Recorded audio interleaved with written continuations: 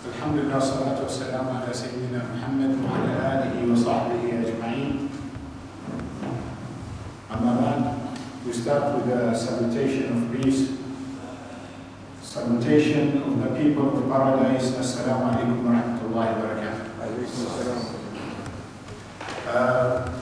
As the event was advertised, we are here to see what is our role in fulfilling the late Shaikh Khalfan's mission. He was with us, he did a lot, and it's not enough for us just to cry and say, Khalfan, we miss him, that's it, but we have to take action and continue the mission he had on mind, which was very clear to all of us.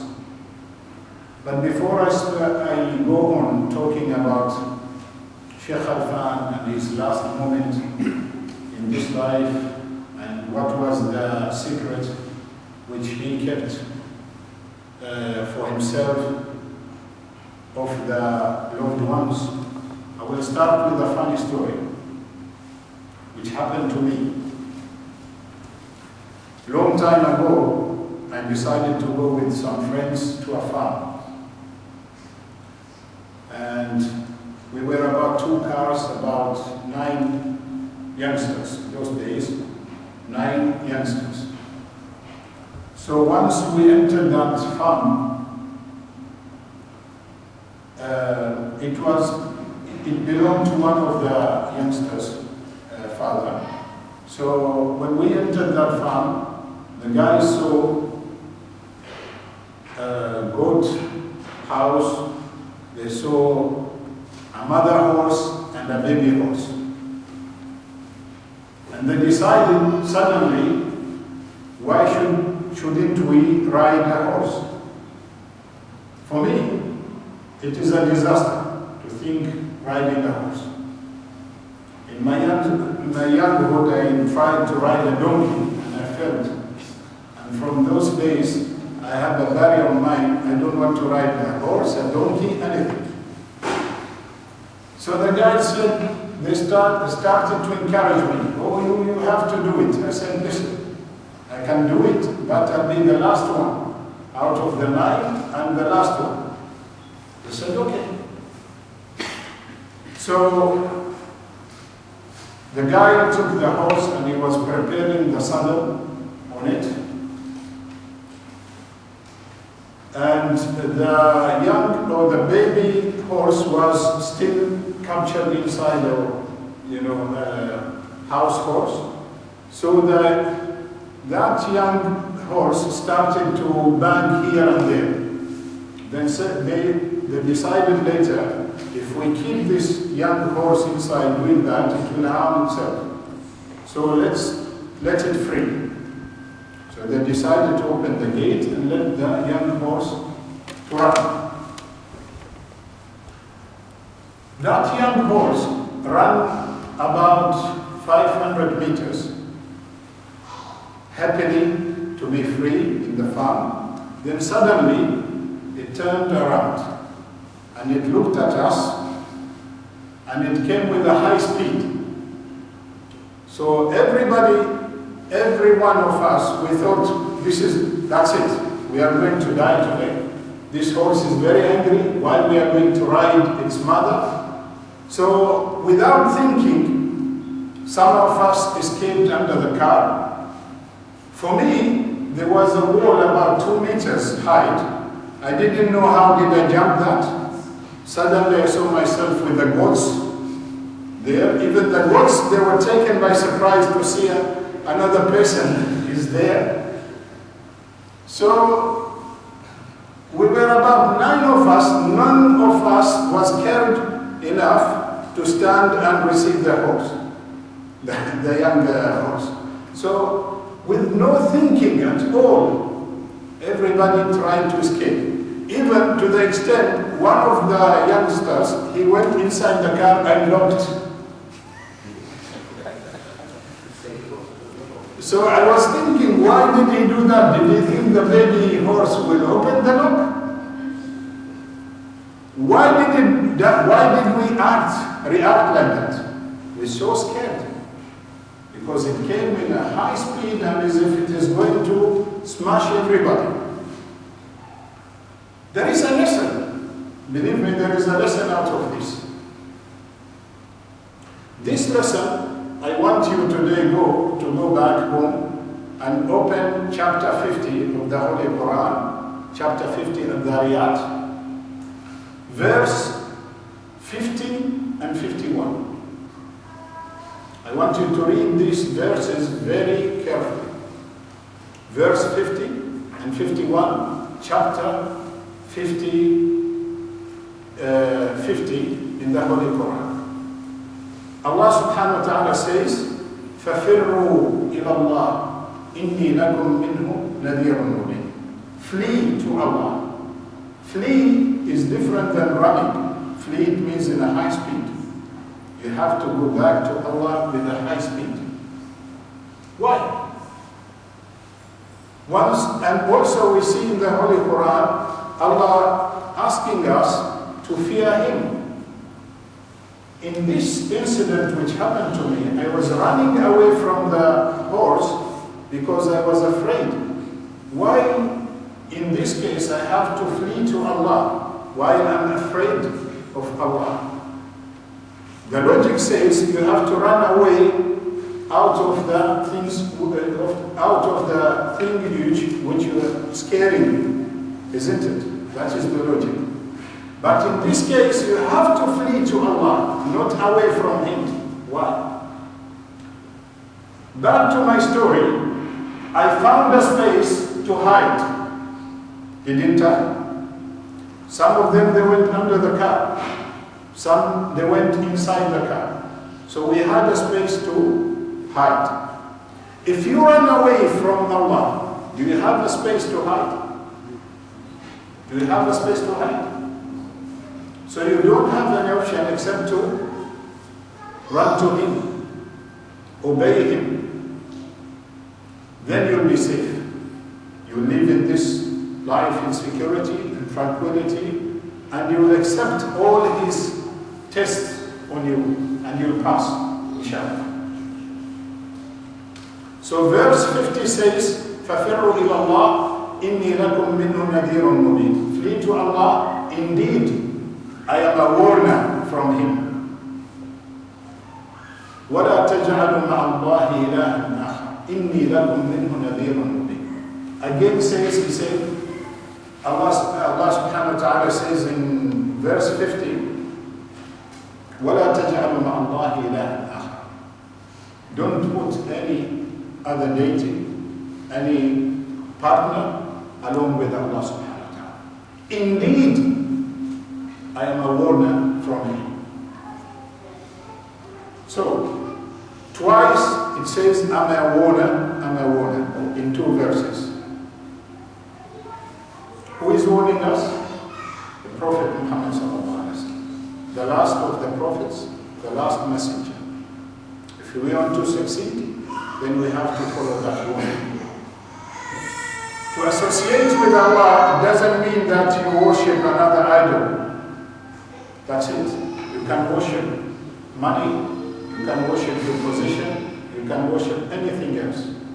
So Allah is warning you, do not associate anything with Him. Shaykh Khalfan lived with a clear mission. He wanted to please Allah subhanahu wa ta'ala, and he wanted a nice end, husn al-khatimah. And we are going to play a film shortly, showing you one of his missions.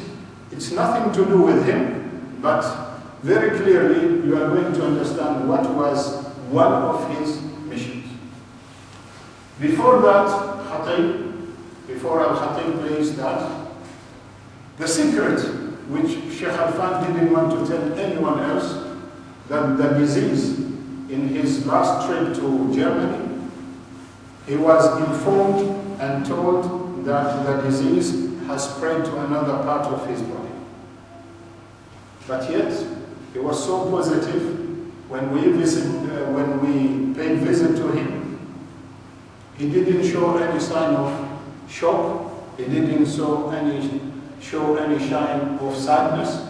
He was so positive, he tried his best to keep us away of thinking that we are going to lose it. So positive, till the last moment of his life. When the news came that the disease has spread to another part of his body, which I'm not going to mention because his wife didn't want me to say which part of the body, his wife was so in pain and was so shocked. She slept that night with sorrow, and Allah subhanahu wa ta'ala granted her to see the Prophet Muhammad sallallahu alaihi wasallam in her dream, telling her, don't worry, don't feel sad, Khalfan on a safe hands, on the safe night. So when she woke up, the next day she was so cool. Even when we were washing the body of her husband, he was so cool, stable, alhamdulillah. Okay? Also, there was a dream which made Shaikh Khalfan cry. It was in his last trip to Germany. He saw in that dream so many people going to Al-Kaaba, to Al-Haram. And amongst those people, the people he influenced and they accepted or reverted to Islam. When he wanted to enter Al-Kaaba, somebody told him, you still have to wait. When he woke up, he cried. Then he understood the meaning. He said, all my good deeds are waiting for me. I'm yet to be cleared from the sins which I have. Then I'm going to reach to my sins and to the final happy destiny, inshallah. Okay? So Al-Khatib will play that, the story of that young man.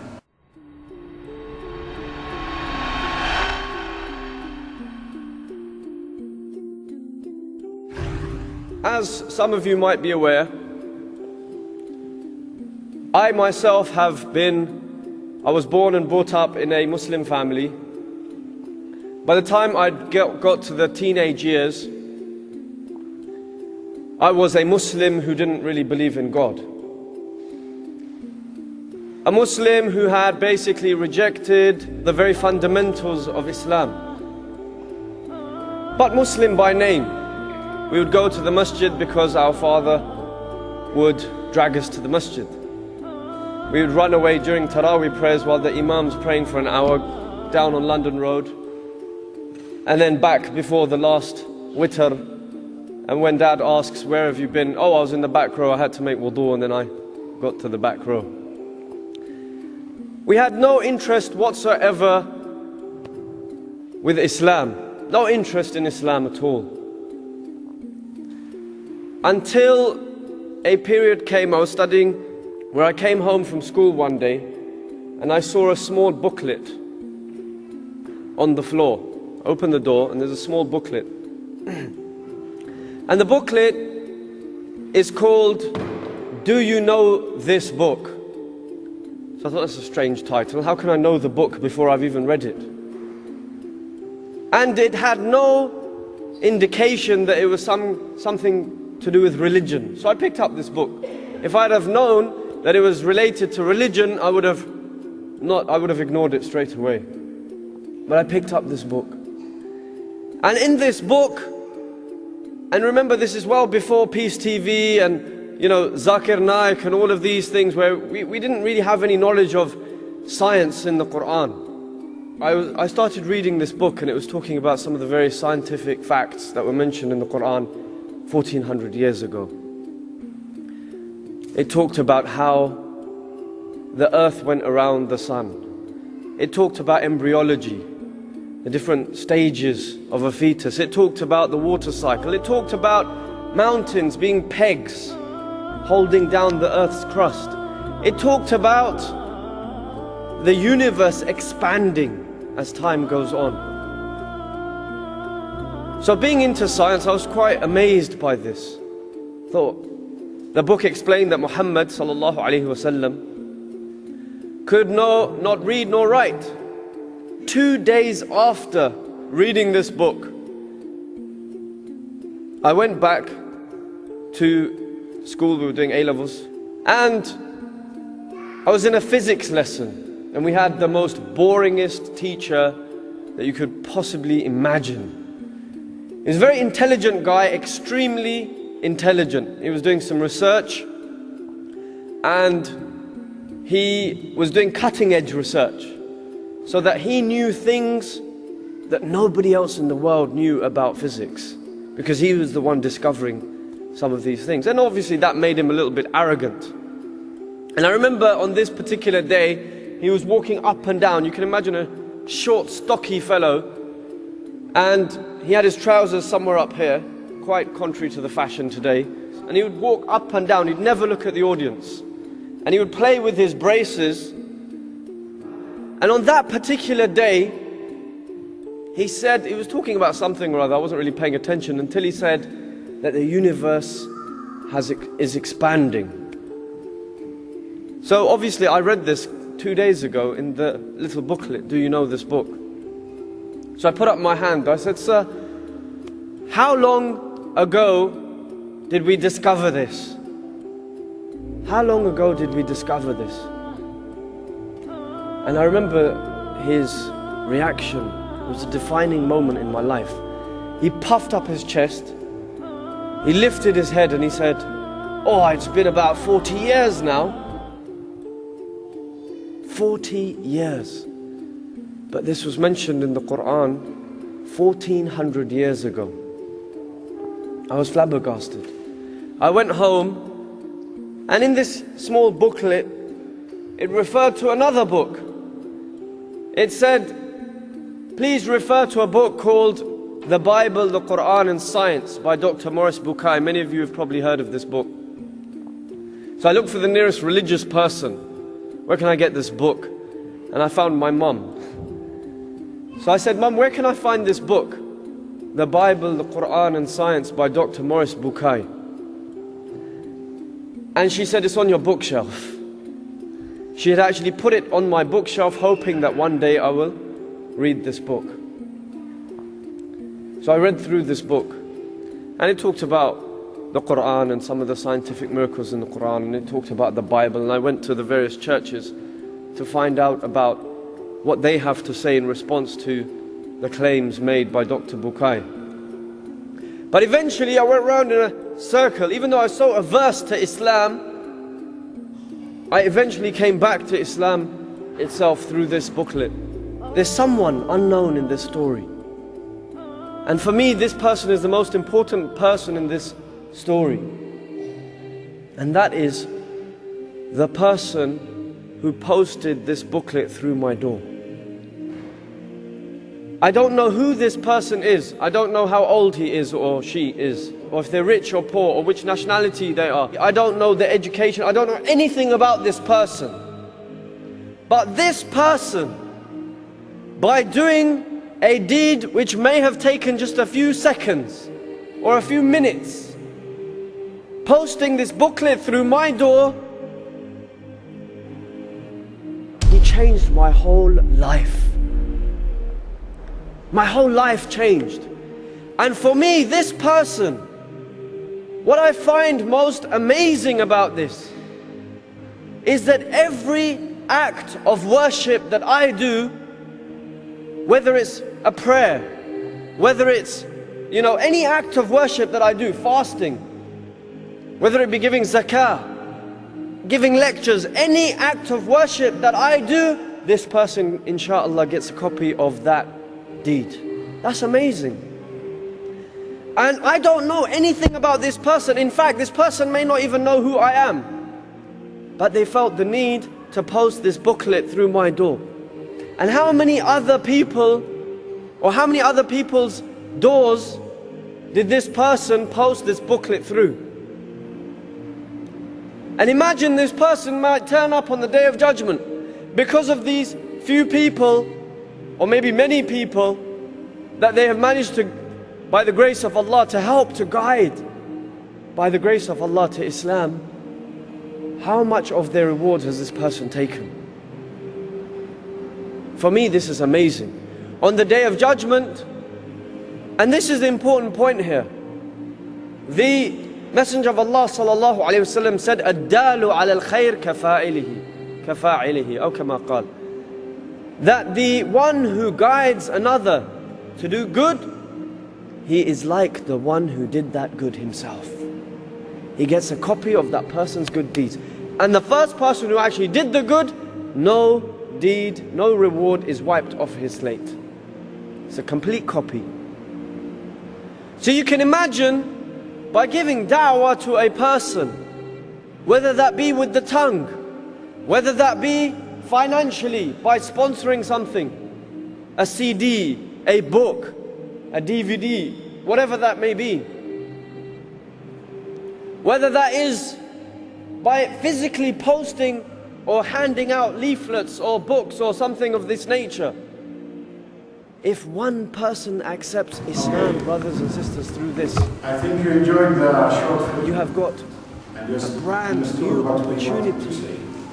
Anyone can share with me what was the mission in that And what's film? amazing for me is that it's not just about the person's prayer or his fasting or his seeking knowledge or his giving Participate da'wah. in ministry and give your lesson how sunnah sleeping in sunnah.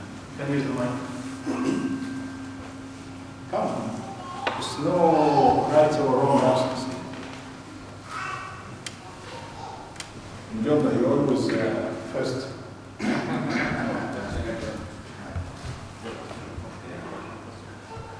My question.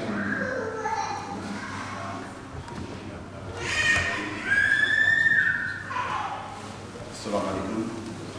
The question here is, what have we understood on this film, which is related to Khalfan's activities, whatever he did like that. As I see it here, actually a person who walked from his house or from a bookshop with the booklet and went to this guy and put that small book for the guy to read. It led him to the point in which we have heard him explain here. And you can imagine that compared to what Shaikh Khalfan did, this is just a tip of an iceberg, because he did a lot of missions, he distributed a lot of books, he did a lot of lectures, and I can try to imagine now, if he, at least let's say a few of those people, or let's say 50% of those people, came to a point in which this guy has reached, we can imagine how much reward will be to the late Shaikh Khalfan. And we pray that he is in the highest point of the paradise.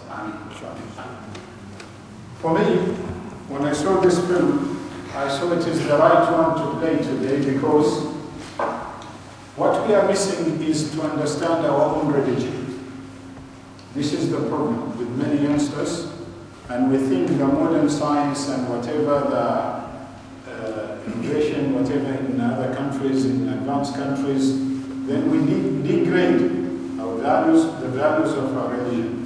While this guy, he was in the same situation when he understood, when he had time to read and understand Quran, then he said, I came back to Islam.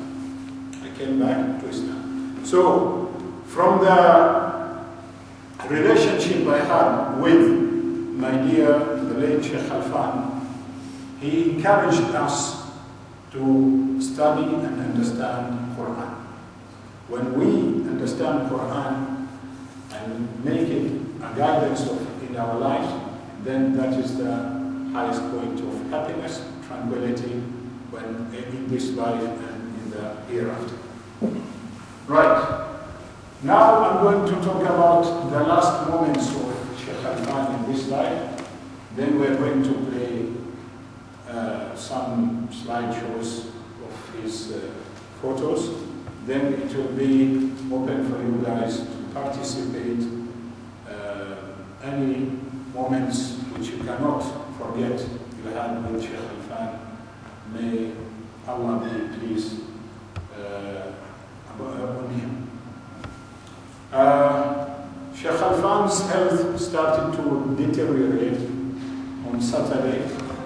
Actually, on Friday, he had a family gathering, and it was because after his mother passed away, they decided to continue the practice they had, is to meet every time in one of the members' house, family member's house. So, alhamdulillah, the last one was in his house, so all the families, they were there.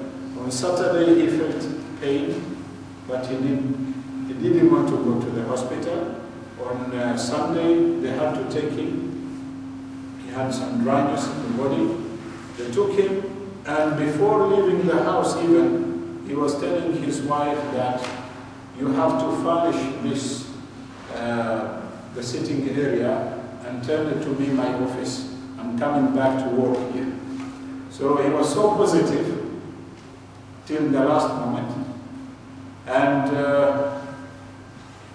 although from the way I understood from his son that he felt he's going to die and he's going to pass away, but still he wanted all the people around him to, you know, feel that everything is okay. So on Sunday he was taken to the hospital. Monday, early morning, till 9 o'clock he was fine. He was talking to people, hugging his family. Then one of the kidneys stopped functioning. They started or tried to make it, to boost it in order to make it function. It failed. So they asked his son to come in a private way and told him that we cannot do anything, any extra efforts on Khalfan, just leave him on your father, so just leave him pass away peacefully. So Ahmed was the first of the family members to know that his father is going to pass away. From that moment, all family members started to go to the hospital. He was still able to talk to them with difficulties. Then the last moments, or the last words in this life, it was calling Allah. So he repeated, Ya Allah, Ya Allah, Ya Allah, Ya Allah. And he kept repeating that till the sound was disappeared, but still they could see his tongue trying to repeat the same word. And always I give an example for the Husn Al Khatimah and Soud Al Hashmi, the bad end, the good end. It is like a sponge, a piece of sponge. When you saturate the piece of sponge with milk, then you come to squeeze, what you are going to get out is milk. If you saturate it with water, then water. So if your heart is full of Allah, Allah's love, then when the angels come to squeeze it, then the last word will come out is Allah. I remember a story,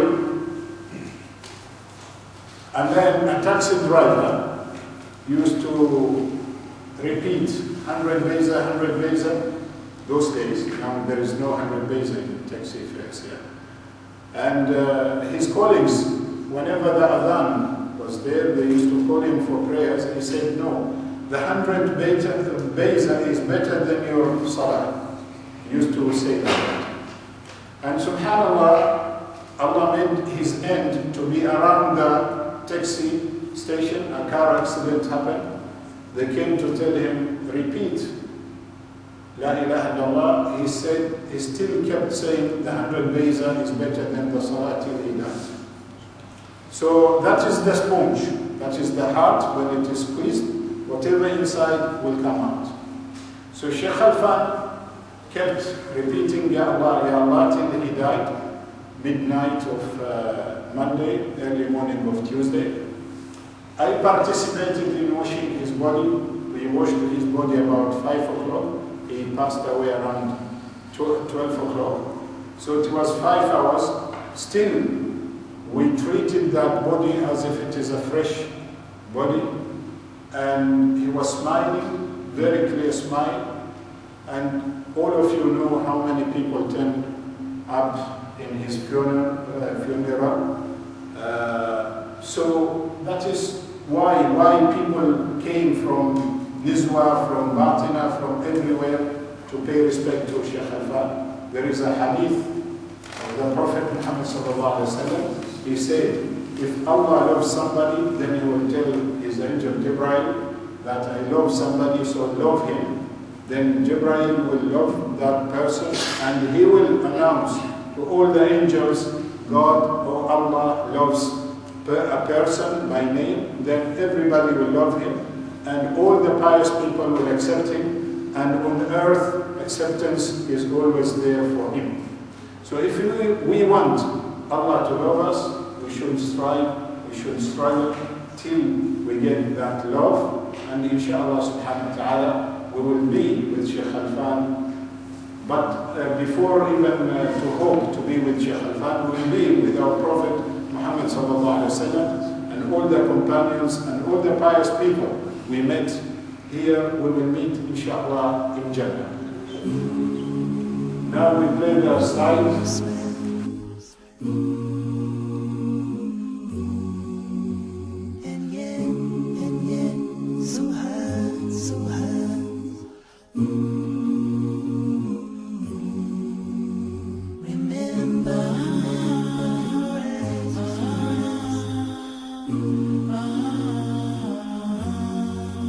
Most of all, I remember your smile. Where there's a right, there is no wrong. I always thought we were so strong, but our time just flew right by. There wasn't a chance to say goodbye. I'm so confused, I feel all alone. Deep in my heart I know Allah has called you home. But yet your smile still lingers in my mind. And yet it's so hard, I just break down and cry. I remember your eyes, find a way to melt my heart. Most of all, I remember your smile.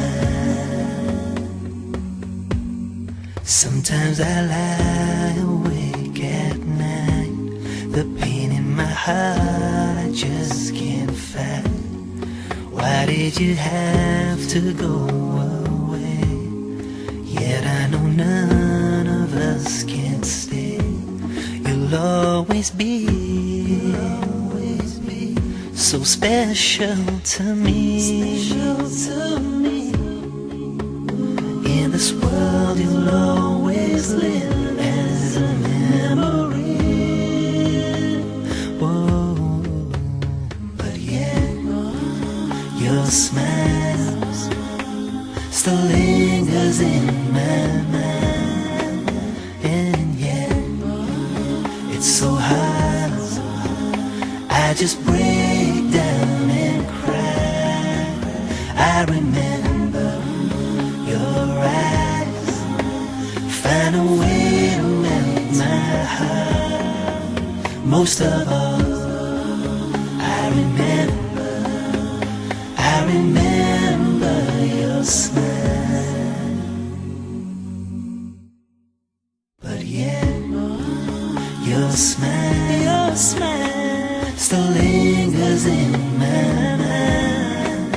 And yet it's so hard, I just break down and cry. I remember your eyes, find a way to melt my heart. Most of all, I remember your smile.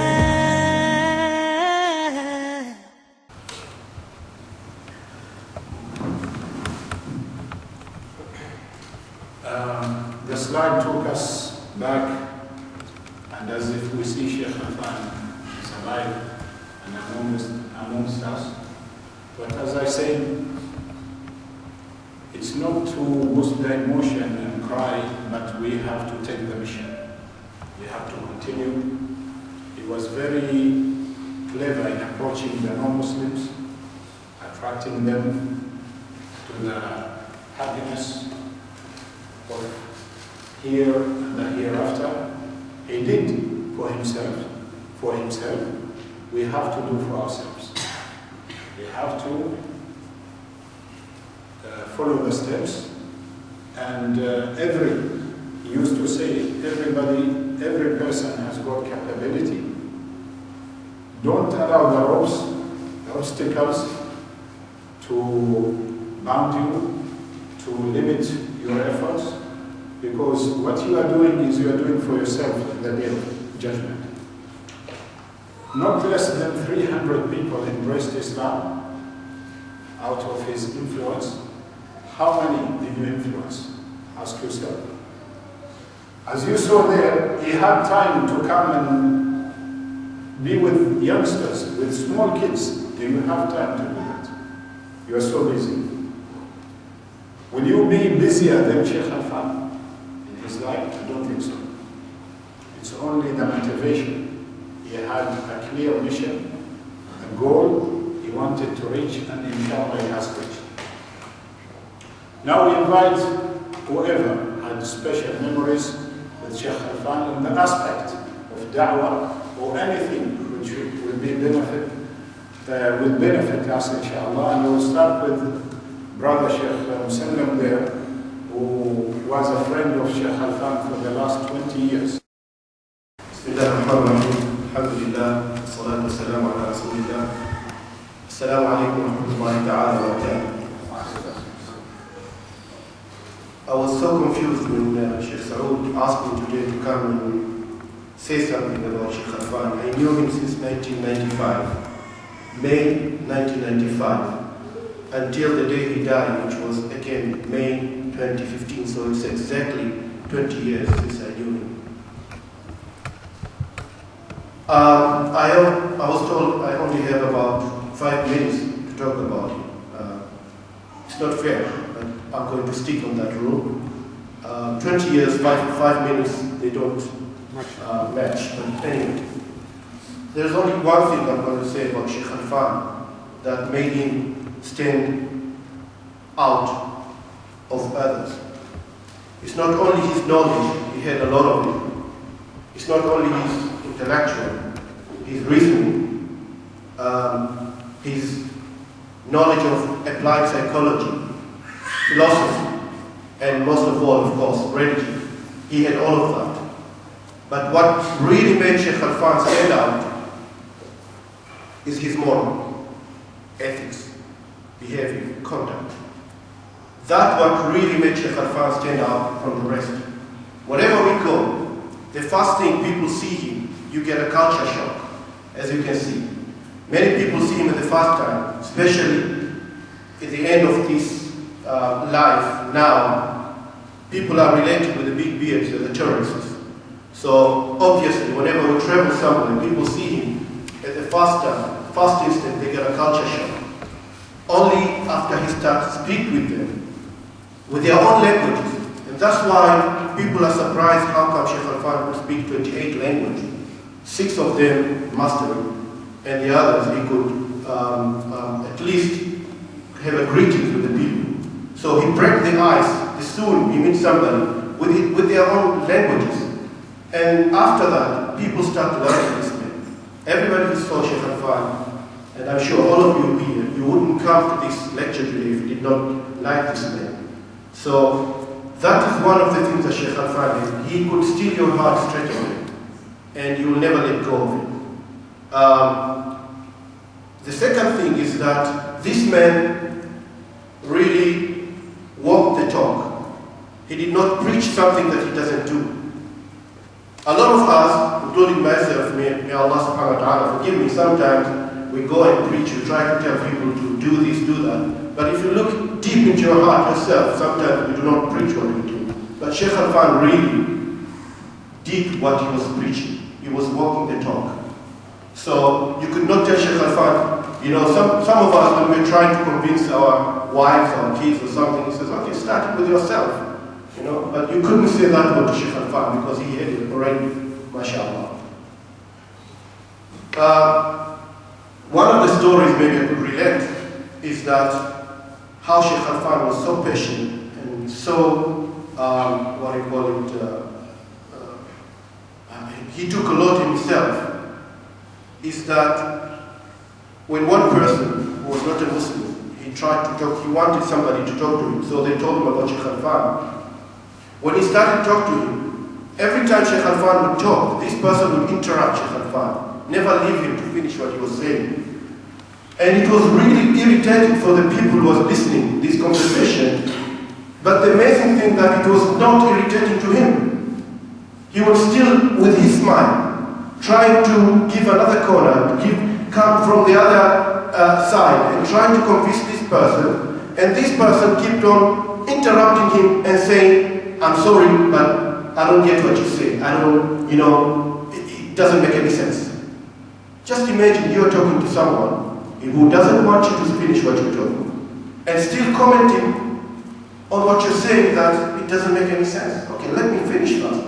But Shaykh Khalfan didn't interrupt this man. He kept on listening to him. And whenever this man kept on interrupting Shaykh Khalfan would still smile and let him speak. And then he would come again try to tell him about Islam. At the end, when the time finished, this man told Shaykh Khalfan, I'm sorry, I didn't get what you say. I'm not convinced of what you're saying. I don't think it makes any sense. So, thank you very much. And what was the response of Shaykh Khalfan? He said, I'm really sorry. It is me who failed you. It is me who could not portray Islam correctly. So please forgive me. I mean, it was a shock. For everyone else, what Shaykh Khalfan said was 100% making sense. But for this man, as if he was trying to irritate Shaykh Khalfan. But Shaykh Khalfan did not lose his temper, and this is how he was Shaykh Khalfan. I'm sure people who are watching video here know Shaykh Khalfan when he first entered in the HSC department. He, you know, told everyone, if anybody will see me any day, I'm down, unhappy, angry, just remind me, I will give you 20 riyal. And he went out of video without anybody winning even 1 riyal. So he really was, you know, controlling his emotions. And in this case, he did it very well. If I was in his place, believe me, I would have stopped it from the first 2 minutes. But he continued, and at the end, he blamed himself that I'm the one who would not really portray Islam or giving you the information of Islam as I should do. So please forgive me. To the surprise that this person, second day, phoned Shaykh Khalfan and said, listen, all what you say makes sense. I was just testing your patience. And this man became a Muslim. And he was so stiff in what he used to believe before. I don't want to say what religion he used to be. But he was so much stiff into what he was believing. But because of Shaykh Khalfan's conduct, moral, the way he dealt with people, this man said, I was testing you, and all what you said made sense, and he became a Muslim. So, in short, this is one of the stories, this is one of the Shaykh Khalfan's quality, which I hope, inshallah, we will all can train ourselves to become like him. May Allah subhanahu wa ta'ala be pleased with him and rise him to the highest grades of Jannah, inshallah. Assalamu alaikum. Anyone else? The aspect of da'wah, inshallah, not aspect of fun. He used to say, my name is Khalfan, so let's have fun. He used to say like that. I remember one day I was going to catch Jama'ah prayers, and while walking, he phoned me. So I replied to him, I'm praying, and I switched on the phone. So after the prayers, when I called him again, he said, in which rak'ah you were? Because he was so surprised how I am praying and replying to him that I'm praying. So any Anyone want to participate, inshallah? Can I? He wants.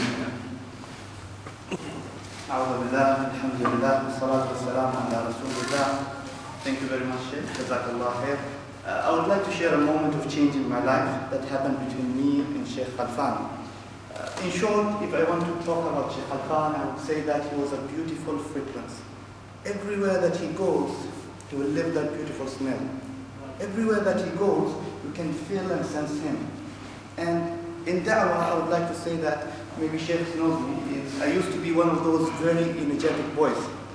Don't care about anything. And when I met Shaikh Khalfan, he changed me. He shook my heart, and it really changed me. But most importantly, since the time is less, I would like to share one thing, is in da'wah, sometimes you work very hard to invite people, and the people that you are inviting, they actually don't listen to you. And there is this one guy passing by there, and he listened to you, and that will change you. So remember that your efforts will never go away. It will always be there. And this is what I learned. And this is what I'm trying to deliver right now. Thank you very much. Jazakumullah khair.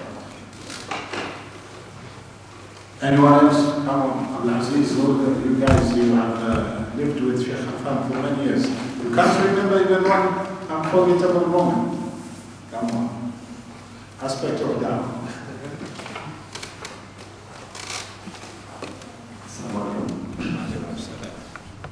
Apart from the speech, Sheikh Soud Al Hashmi, the small thing you can do, not to underestimate.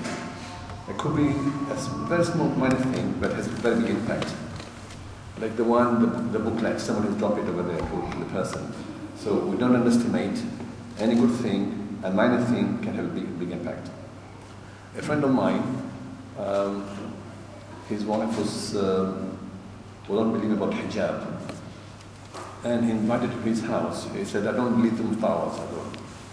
When he invited him to his house with his family, with other friends, once they finished, the way he approached them, the way he talked to them, you know, ad-din amala, ad-din nasiha, ad-din mu'amala.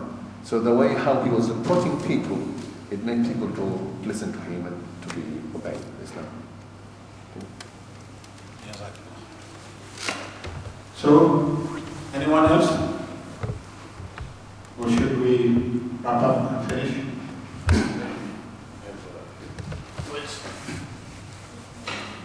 Assalamu alaikum. Actually, here, having listened to all this which we heard from Sheikh Soud, and having seen the film, it sets a very positive example for all of us that there is a mission that we need to accomplish. And we should know where to start, where to go next. The only thing is that a person like Shaikh Khalfan, being very charismatic, won the hearts of so many people. I remember whenever I asked him a question, one answer was more than enough. I remember someday asking him about, he said, well, I say that there is a lot of stories that many of the females will go to hell. This is a story, not from him actually, it is a religious story, because of the kufr and many things that are done by the females. And I said, I think, in my own thinking, that most of the females will go to heaven because of the difficulties that they go through. They carry us in their stomachs for 9 months, and they go through a lot of trouble. And they deliver the babies, they bring up the babies. If you think that women don't do even a small percentage of the difficulty that the female undergo. And what he said, well, if the female knew how much reward they're getting from Allah, they would have produced babies like cats. That means just so many in one go, and they will be rewarded accordingly. Yeah, so the reward is very high. And I recall Khalfan being so positive, and the way he answered, as I told you, is very, very attractive to anybody to go again and ask many more questions. Apart from that, I recall the way he was available to all of us in Radio Oman, the English channel, to give his preachings and also answer a lot of questions. He was a person who was very intellectual to a certain degree of philosophy also, and he used to give very inspirational what we call stories to young people and all other people as well. And those came, whenever you listen at him, you see that psychologically he can put you to be to a very high motivated level just by listening to him. We need to adapt this method of approaching the people, because I've seen some learned people. They are very aggressive when they talk to other people. Okay, you're a learned person, like Shaikh Soud is a learned person, but the way he approaches us is also very good. But there are people who straight away will come to you, oh, you have shaved your beard, you are going to hell. This is not the way to because it's my uncle. So, just the last thing I would say to everybody, let us just follow the footsteps of Hayat Shaikh Khalfan, and inshallah, we have to look far beyond where we are now. I see a lot of da'wah taking place within Oman. But again, let us remember that outside Oman, I've seen actually in Africa and other places, so many people are reverting to other religions because there is less dawah given to them. And this is very touching after all. I have been to some areas where there are people, you find somebody, John Shaban, he was Khamis Shaban, now he's John Shaban. I attended the funeral of one guy that I know. His father was teaching Quran when I was a young guy, and his daughter died, this guy, and I knew that his daughter would be a Muslim, but when I went there, there were some people of other religion actually, and with singing and dancing around the grave. I was one of the people there. I just listened actually.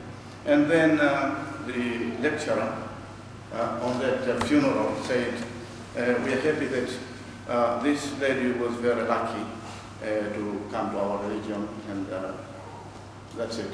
So you can imagine how badly are we performing. I was surprised that this is a son of a Quran teacher and his daughter today is buried here, non-Muslim. Very touching. So let us look forward and try our best. Inshallah. Shukran. So inshallah, as we said, it's not crying, it's not feeling. Last one? Yeah, last okay, one. because of Salah, inshallah. I just remember one incident.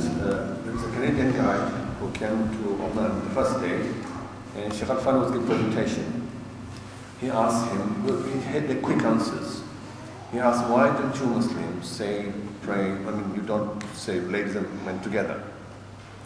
And straightforward, so if you're saying a prayer and next to you with a daughter, and after that there's a man, would you be concentrating to worship Allah, or be thinking that guy, what he's doing to your daughter? So inshallah, we adopt the way. I remember Brother Sallam, I think he told me, or somebody, he told me about one man asking about Islam. He wanted to know about Islam. And everybody was pointing to Shaikh Khalfan. Everybody is guiding him to Shaikh Khalfan. So now we need a lot of Shaikh Khalfans after he's passed away. We need our houses to open. We need to adopt the teachings of Islam in our life. Then we can convince people that we are in happiness. If today I raise my hand and advertising a medicine, which I say it cures flu, okay, and I stand in the middle of the market and tell people this medicine cures flu, and I start, flattering or, talking a lot about that medicine, but at a sudden people see me take a tissue and, cleaning my nose. I'm infected with flu. Will people believe me? Never. So, if we want to call people to Islam, then we have to embrace all the teachings. We have to follow the teachings of Islam and open our doors. We need so many Shaykh Khalfans who have time to go with kids, who have time to go to the orphans, bring them to the entertainment, gain their hearts. We need a lot of Shaykh Khalfans. We cannot do the jobs individually and say, as one of the friends he said, we cannot replace Shaykh Khalfan but as one person, but we can replace him as a group, inshallah subhanahu wa ta'ala. So we pray, we make a dua inshallah for Shaykh Khalfan to wrap up this event, and we ask Allah subhanahu wa ta'ala to accept our dua.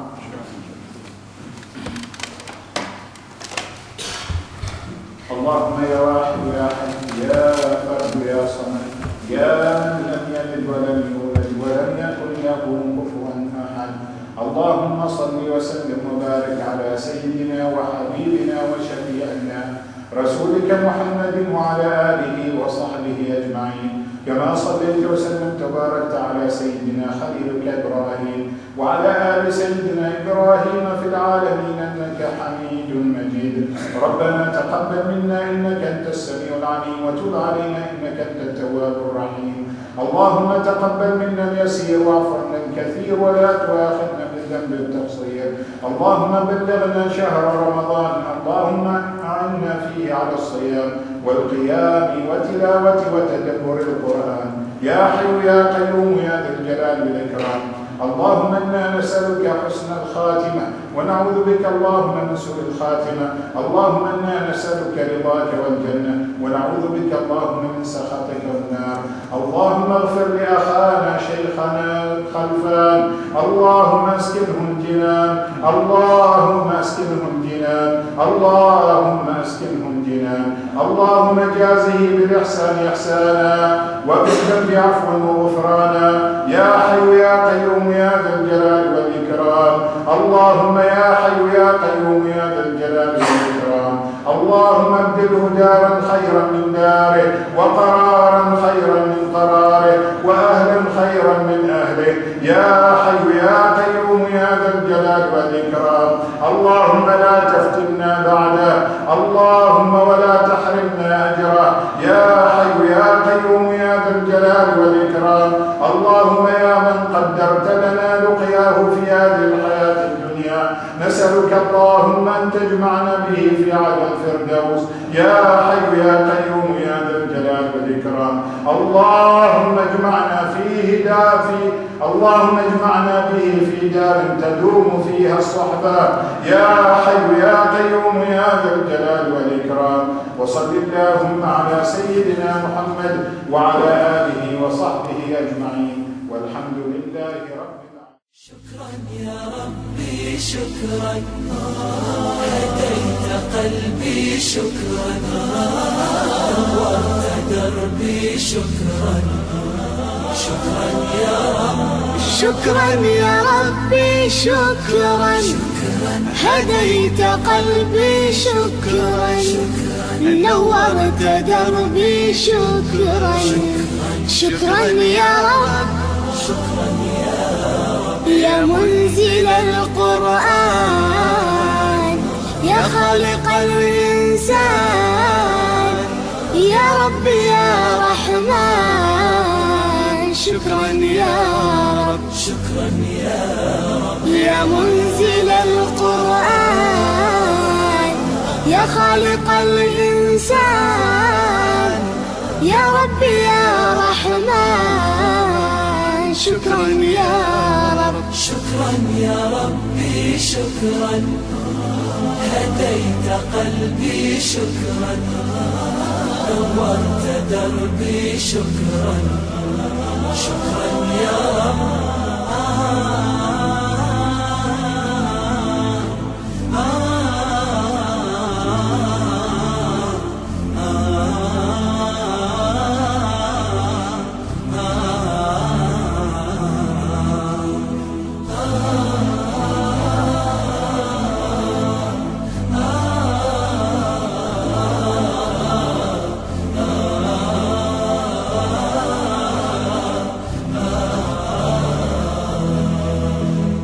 شكرا يا ربي شكرا، هديت قلبي شكرا، نورت دربي شكرا، شكرا يا رب.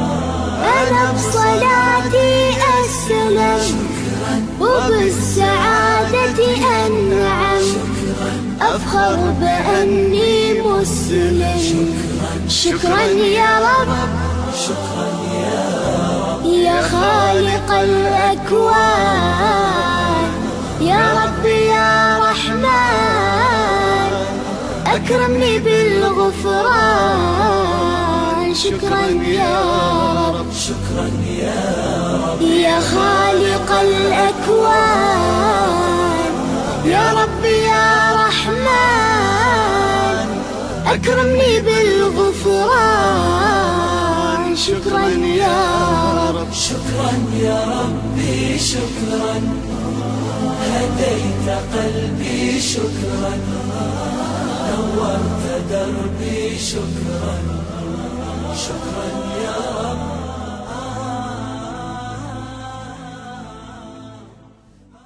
We are one nation وأن هذه أمتكم أمة واحدة